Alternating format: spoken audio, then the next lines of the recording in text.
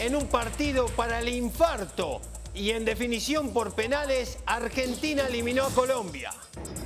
Presidente Juan Manuel Santos dice que atentado en Tumaco es una estupidez. Le dice a las FARC que no sean cínicos, al tiempo que hace una denuncia internacional al señalar que el daño ecológico que han generado es el más grande del país. Gobierno colombiano le advierte a las FARC que aumentar los atentados no es el camino para lograr un cese al fuego bilateral.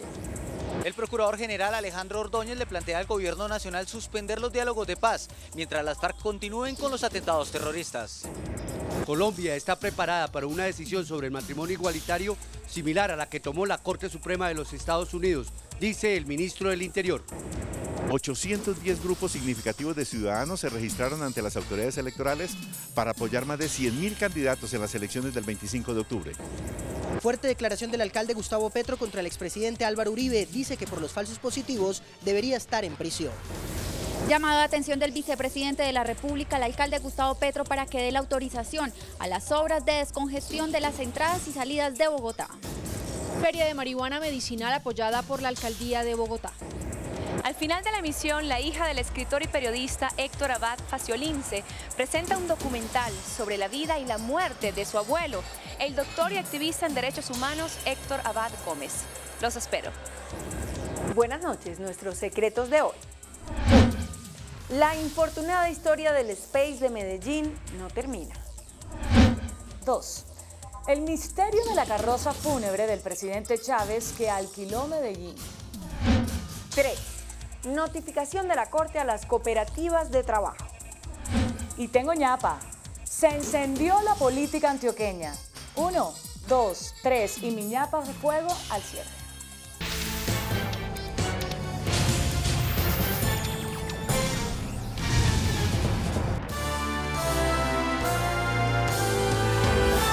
El presidente Juan Manuel Santos llamó cínicos a las FARC y calificó de estupidez los recientes ataques terroristas adelantados por esta guerrilla contra la infraestructura petrolera del país.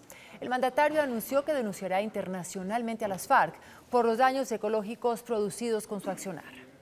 En un sobrevuelo que hizo CMI sobre la zona afectada se observa cómo manchas de petróleo están sobre el mar Pacífico. Autoridades calculan que ya se extendió por más de 7 kilómetros de playa en Tumaco. Al término de este Consejo de Gobierno que el presidente Juan Manuel Santos adelantó en Tumaco, Nariño, junto a 7 ministros y autoridades locales, también envió un duro mensaje a las FARC.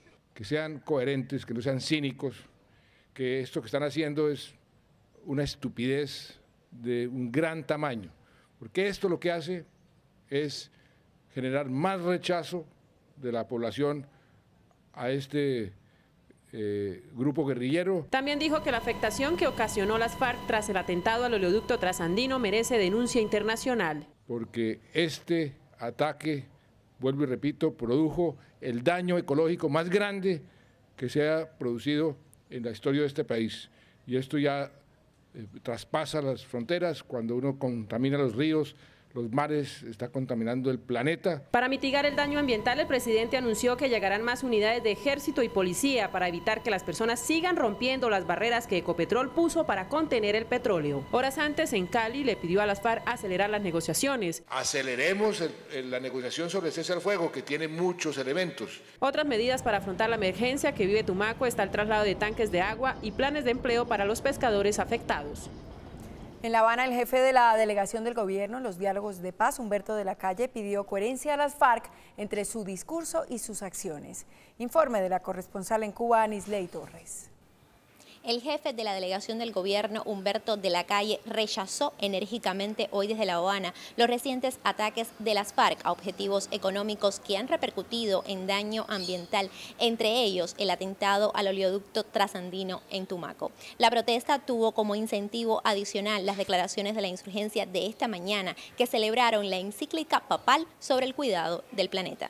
Paradójico e incoherente resultó para De la Calle y su equipo que la guerrilla hablara de cambios en los modos de vida para preservar la naturaleza, al tiempo que sus actos de guerra la han dañado. La idea de proclamar la defensa del medio ambiente, destruyendo el medio ambiente, es inaceptable.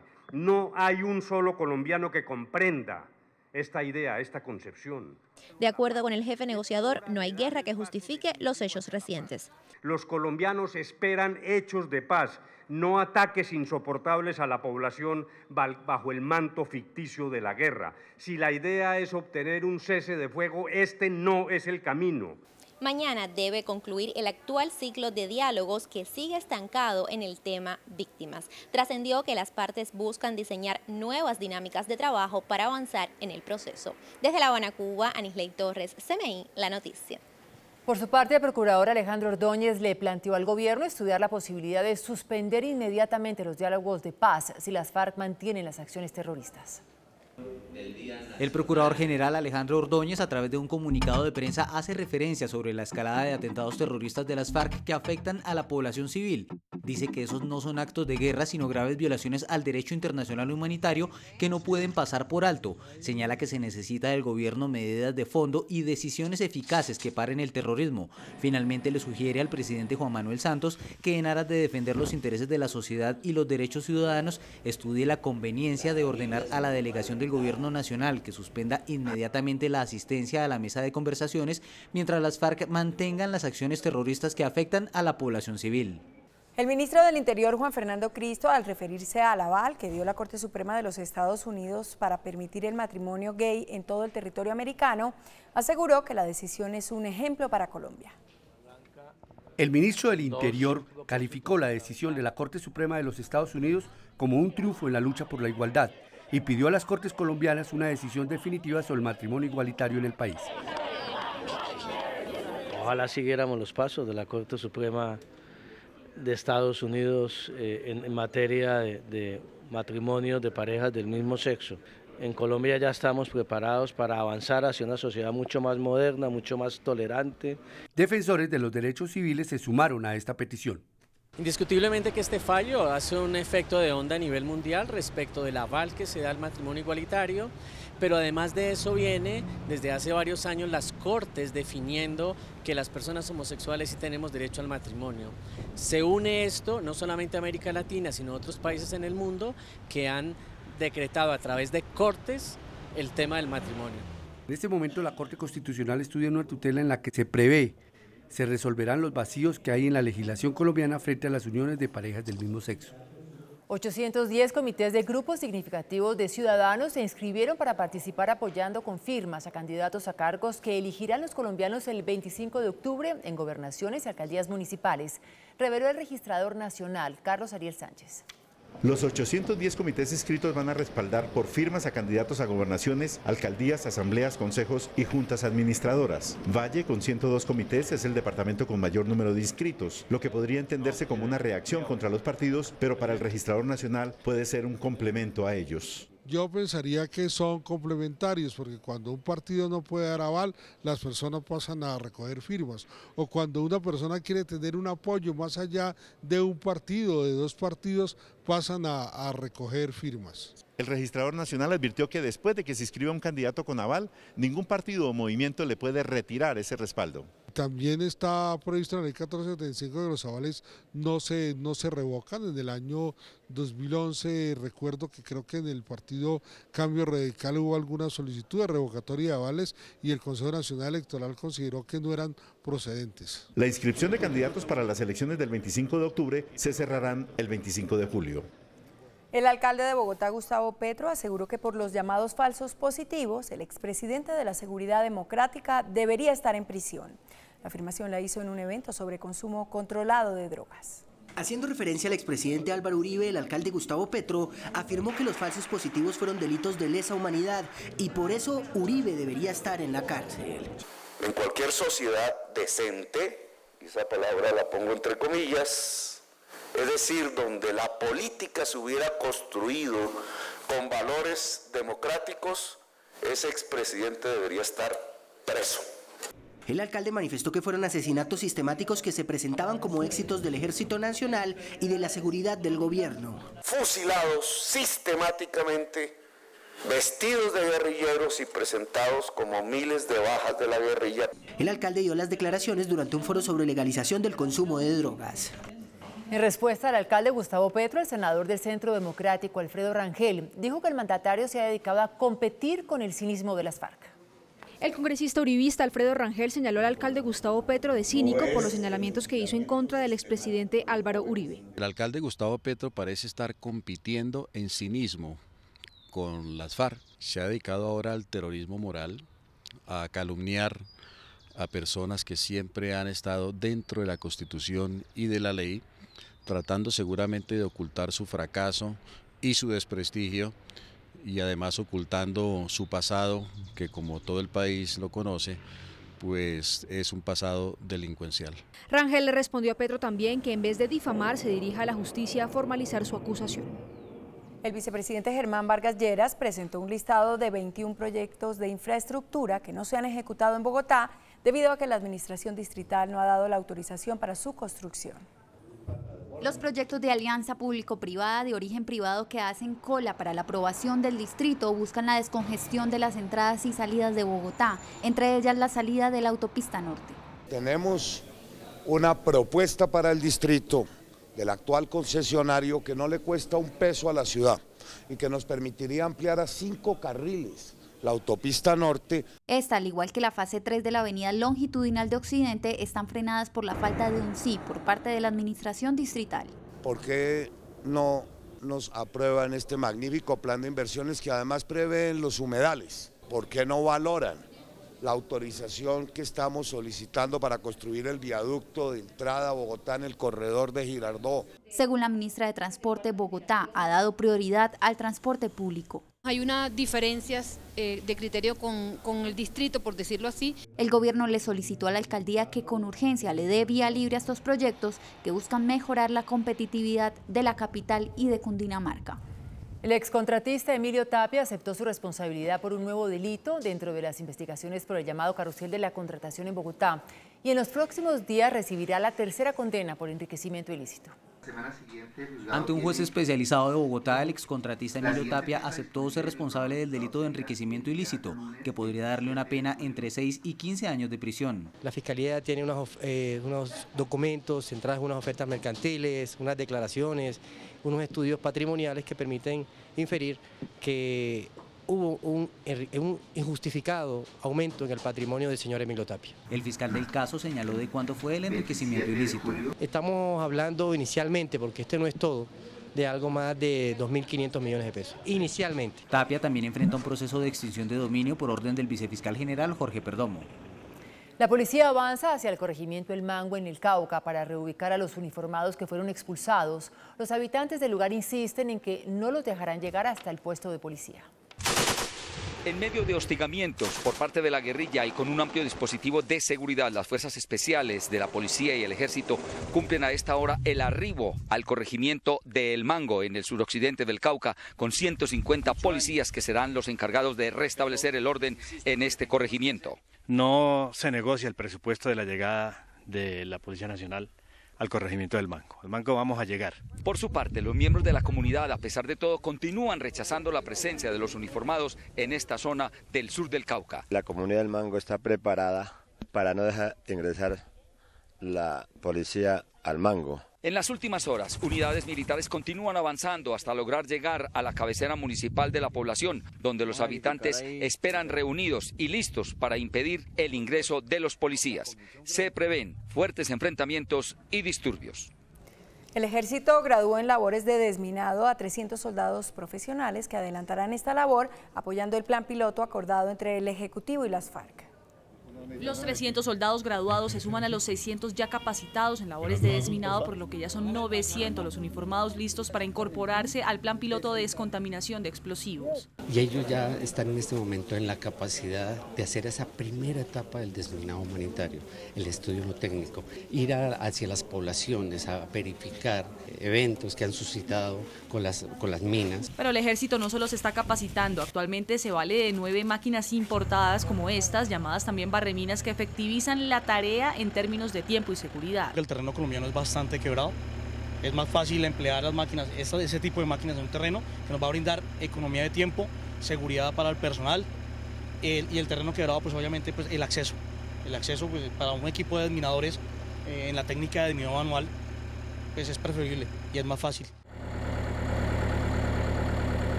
Se trata de tecnología croata, japonesa y americana. Por estos días el ejército colombiano realiza tareas de intercambio con el ejército español para estandarizar métodos en materia de desminado. Hay tres objetivos fundamentales. Uno es colaborar en la creación de un centro internacional de desminado basado en nuestra experiencia de todos estos años. Otro es el intercambio de información y sobre todo de experiencias. Y otro pues es el empleo y la muestra de medios que nosotros utilizamos para mejorar las capacidades del ejército colombiano. Con el fortalecimiento en las tareas de desminado, el propósito de las fuerzas militares no solo es cumplir el plan piloto que en esta materia se anunció en La Habana, sino que Colombia se convierta en líder de esta labor en la región. Y en Bogotá se lleva a cabo la Semana Psicoactiva, donde el mismo gobierno distrital está impulsando la Feria de Marihuana Medicinal, que vincula a empresas que elaboran productos como aceites, ungüentos y extractos a base de cannabis. Mientras en el Congreso políticos intentan reglamentar el uso de la marihuana medicinal en el país, aquí ya hay varios empresarios que, jugando con la legalidad, fabrican productos a base de cannabis. La ley colombiana permite que usted tenga 19 plantas sembradas. La Constitución Nacional permite que usted pueda desarrollarlo en términos terapéuticos y de investigación. Unos han emprendido su negocio por necesidad de una alternativa terapéutica para enfermedades. Como los jóvenes habitantes de calle, adictos a sustancias de alto impacto, se recuperaban por medio de la marihuana. Hay diferentes presentaciones de la marihuana medicinal. Tenemos pomadas hechas a base de bubble hash o tenemos pomadas de marihuana y caléndula. Ahora tenemos diferentes gotas en diferentes concentraciones. Otros tienen su negocio por hobby, como estos importadores de pipas, aceites, champús y hasta condones. A través de un viaje a Chile vimos tiendas similares y bueno, decidimos traer la idea para acá, para Colombia. Los productos los importamos directamente desde Asia. El evento contó con el apoyo de la Secretaría de Salud de Bogotá. El presidente de la Federación Nacional de Comerciantes FENALCO, Guillermo Botero, alertó sobre la crisis que enfrenta el sector de la joyería por la falta de materia prima en Colombia. De acuerdo con el reporte de FENALCO, las materias primas para el desarrollo del mercado joyero se está destinando a otros países, lo que viene obligando a la producción nacional a importar, lo que genera incremento de costos. El principal insumo, como el oro, se vende en más de 500 millones de dólares. Cada día se le están acabando las posibilidades de exportar por falta de materia prima. El dirigente señaló que las dificultades ponen en riesgo el empleo, que también es afectado por la informalidad, que representa el 64%. Hay 346.000 personas que de una manera u otra están vinculados al negocio de la joyería. Los empresarios del sector pidieron una revisión. Se estima que el consumo de oro es del orden de unas 500 kilos máximo, una cosa así, y mientras que la exportación de oro son más de 12.000 kilos. Finalmente, FENALCO pidió también una revisión en materia de regulación. El índice de capitalización de la bolsa cerró al alza. El índice de capitalización de la Bolsa de Valores de Colombia subió 0,61% a 1.321 puntos. La acción que más subió fue la de Construcciones El Cóndor, con una valorización de 8% a 1.350 pesos. La acción que más cayó fue la de Odinsa, con una pérdida de 5,07% a 8.980 pesos. La acción más transada de la jornada fue la de Ecopetrol, al movilizar más de 13.000 millones de pesos. El precio del dólar cierra la semana al alza.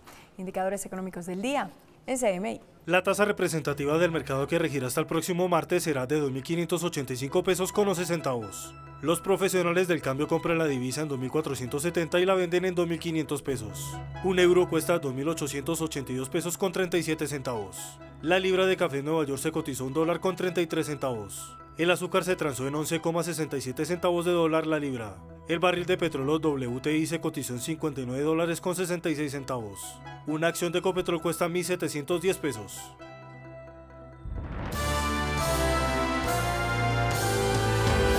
La legalización del matrimonio homosexual en Estados Unidos, más de un centenar de muertos por una ofensiva yihadista en 3 continentes y el sentido homenaje a las víctimas de la masacre en Charleston ocuparon los principales titulares en el planeta. A continuación, una síntesis de las principales noticias del mundo.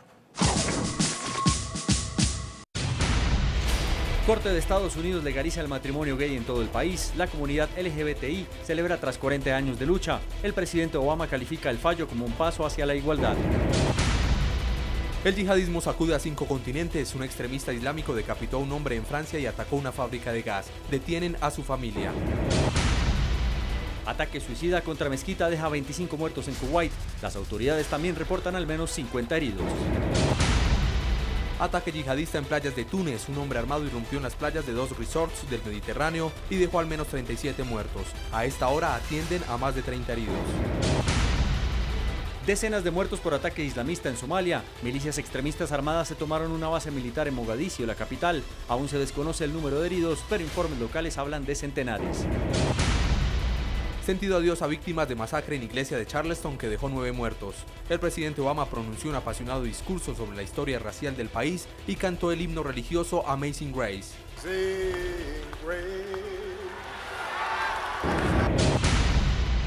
El Vaticano reconoce a Palestina como Estado. Un acuerdo firmado por el prelado británico Paul Gallagher y el ministro de Exteriores palestino Riyad al-Maliki incluye el apoyo a favor de una solución del conflicto entre israelíes y palestinos para el establecimiento de 2 estados.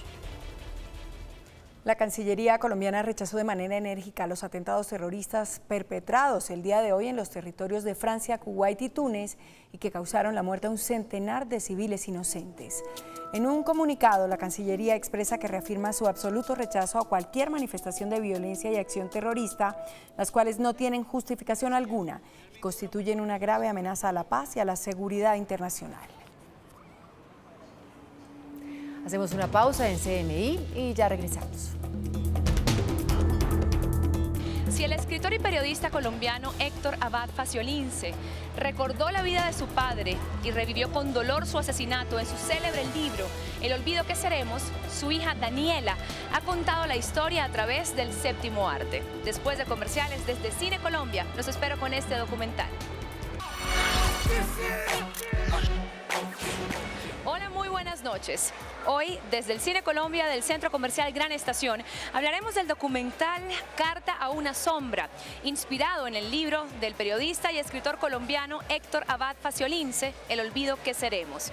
Y ha sido la propia hija del autor la que se ha puesto enfrente de esta producción, que pronto llega a las salas de cine nacional.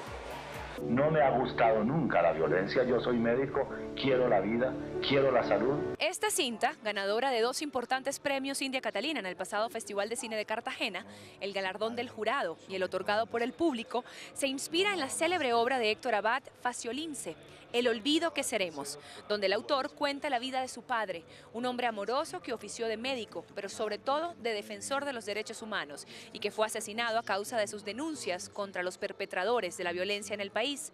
Ahora es el turno de su nieta, de 28 años, de volver a recordarlo y sobre todo de encontrarse con él. En vez de mandarse cartas se graban cassettes.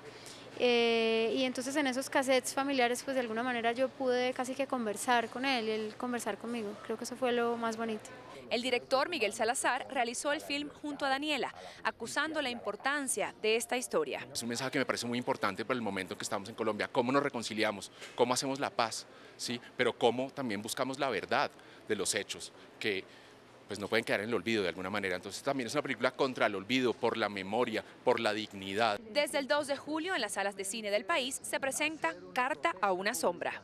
Y Huila sigue de fiesta. Hoy las candidatas al Reinado Nacional del Bambuco tuvieron su primera prueba frente al jurado bailando el sanjuanero. Y ya se perfilan las favoritas.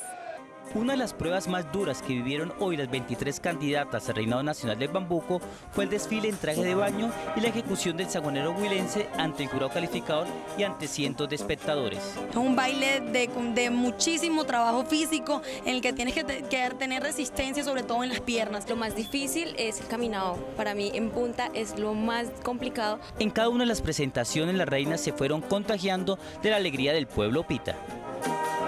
Mañana se tiene previsto el desfile acuático por el río Magdalena de las 23 candidatas al Reinado Nacional del Bambuco. Esta es otra noticia del mundo del entretenimiento. El cantante de reggaetón Kevin Roldán, que se encuentra en Chile por motivos de trabajo y quien asistiría al partido Colombia versus Argentina, según medios chilenos, fue detenido por agredir físicamente a una modelo en la habitación de un hotel. Las autoridades explicaron que el joven de 21 años al parecer discutió fuertemente con la mujer acerca de temas relacionados con el fútbol y terminó golpeándola. La víctima fue trasladada al hospital donde se confirmaron sus lesiones. Aún el cantante no se ha pronunciado frente a lo sucedido. Desde Cine Colombia del Centro Comercial Gran Estación me despido deseándoles que tengan un excelente fin de semana. Nos vemos el martes. Chao. Después de la pausa, nuestros secretos de hoy. 1. La infortunada historia del Space de Medellín no termina. 2. El misterio de la carroza fúnebre del presidente Chávez que alquiló Medellín. 3. Notificación de la Corte a las cooperativas de trabajo. Y tengo ñapa. Se encendió la política antioqueña. 1, 2, 3 y mi ñapa de fuego después de comerciales. Nuestros secretos de hoy. 1. El drama del Space de Medellín no acaba. La adversidad parece rodear todo lo relacionado con el ya desaparecido conjunto residencial Space de Medellín. El conjunto fue demolido luego del colapso de una de sus torres. La firma Lérida CDO, que construyó los edificios, entró en liquidación y ahora, cuando el agente liquidador Marco Tulio Zapata intenta vender el lote donde estaba la edificación, surge algo inesperado. La firma Humberto Ochoa y Asociados avalúa el lote en 9.000 millones de pesos.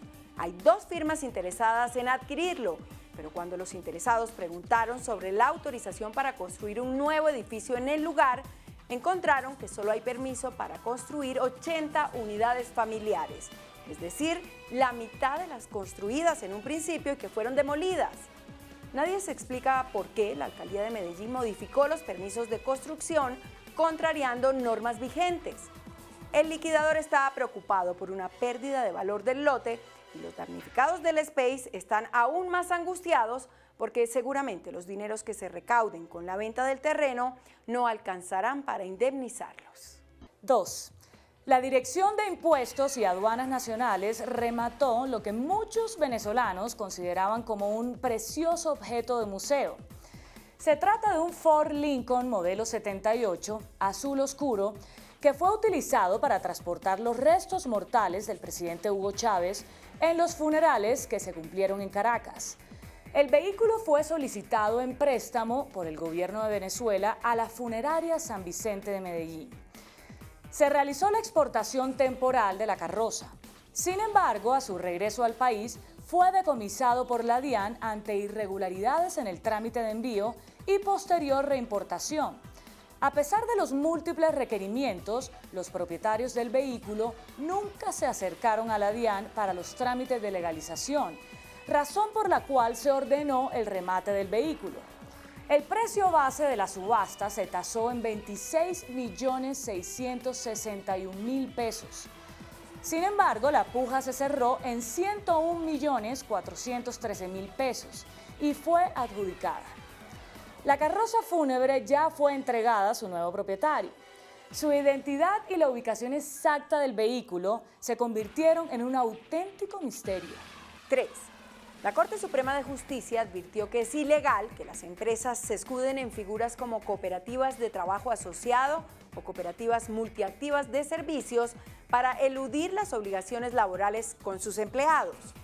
La Corte aclara que el fin de las cooperativas de trabajo asociado es generar trabajo para sus asociados mediante el desarrollo de actividades económicas, profesionales o intelectuales orientadas a la producción de bienes, la ejecución de obras o la prestación de servicios específicos. La Corte concluye que las empresas no pueden utilizar el trabajo personal del empleado de manera ilegal usando figuras como las cooperativas. Si tienen interés, el fallo completo SL 4816-2015 lo encuentran en nuestra página web www.cmi.com.co. Y tengo ñapa. Se encendió la política en Antioquia. Había 3 fórmulas para la alcaldía y para la gobernación. Una era la de Sergio Fajardo con Federico Gutiérrez para la alcaldía y Federico Restrepo para la gobernación. Esa fórmula resultó afectada hoy porque en un Twitter Federico Restrepo dijo que apoyaba a Alonso Salazar, candidato del Partido Verde. Primer incendio. La segunda fórmula era la del Centro Democrático con Liliana Rendón para la gobernación y Juan Carlos Vélez para la alcaldía. Pero una pelea interna en el uribismo congeló el aval a Liliana. Segundo incendio. Lo que puede ahora ocurrir es que el uribismo lance a Federico Restrepo para la alcaldía y a Juan Carlos Vélez para la gobernación y deja sin aval a Liliana. La tercera fórmula es la del Partido Liberal con Luis Pérez para la gobernación y Eugenio Prieto para la alcaldía. Esta fórmula tiene también el apoyo del partido de la U, parte del Partido Conservador. Lo que puede ocurrir ahora es que Federico Gutiérrez termine siendo candidato del uribismo a la alcaldía y Liliana Rendón, desengañada, podría irse a apoyar a Luis Pérez. Se prendió la política antioqueña. Hasta el martes, que descanse. Estos son los ganadores del programa Pregunta Yamil. De tu risa leve, que es como un caretar, ella quieta mi herida. Hasta aquí las noticias, gracias y buenas noches. Nos vemos el martes como siempre en CMI, La Noticia.